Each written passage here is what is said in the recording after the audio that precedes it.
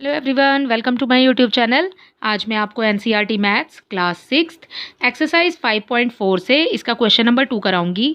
देखिए question number 2 है से ट्रू और फॉल्स। आपको इस क्वेश्चन में ट्रू एंड फॉल्स बताने हैं, ठीक है, विच इज़ ट्रू और विच इज़ फॉल्स, ठीक है। तो देखिए इसका फर्स्ट पार्ट है the measure of an acute angle.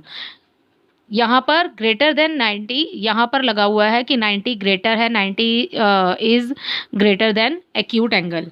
तो ये ट्रू है या फॉल्स है? Yes, this is true. क्यों?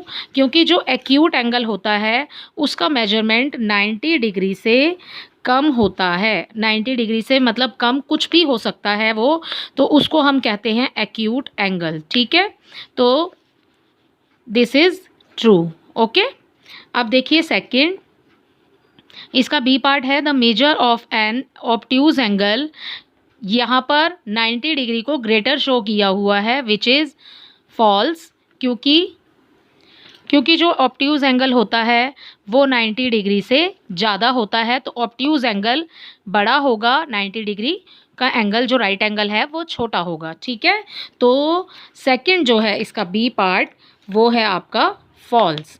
फॉल्स क्यों है? क्योंकि obtuse angle is greater than right angle, ठीक है।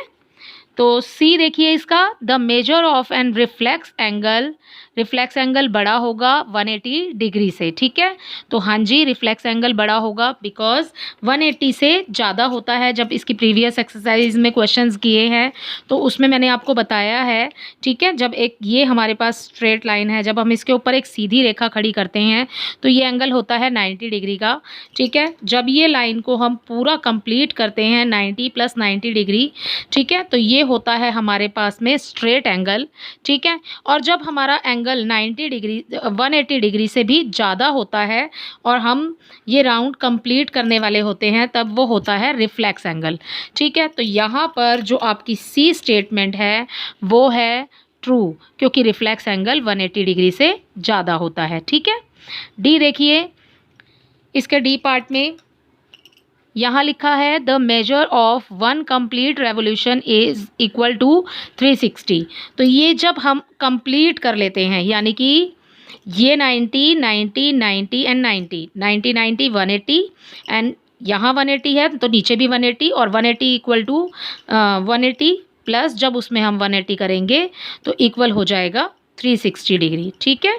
तो ये टोटल कंप्लीट जो होता है वो 360 डिग्री का होता है। तो यहाँ पर कंप्लीट रेवोल्यूशन है इक्वल टू 360, तो this statement is also true, ठीक है। तो डी पार्ट का आंसर भी आ जाएगा ट्रू।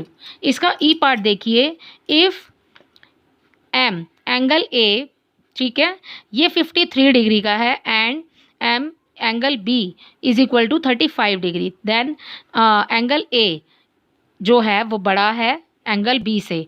तो आपको बताना है कि ये ट्रू है या फॉल्स है।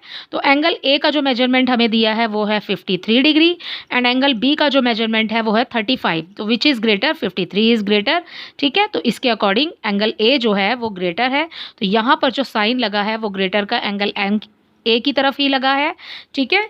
तो आपके ई पार्ट का आंसर भी हो जाएगा ट्रू, ठीक है। तो इसमें आपका फर्स्ट वाला जो है वो ट्रू है, बी वाला फॉल्स है, उसके बाद में आपके सारे ही ट्रू हैं, ठीक है। आई होप ये क्वेश्चन 2 आपको अच्छे से समझ आ गया होगा। अगर आपको मेरे वीडियोस पसंद आ रहे हैं तो प्लीज़ इन्हें लाइक शेयर कीजिए एंड सब्सक्राइब भी कीजिए। Thank you.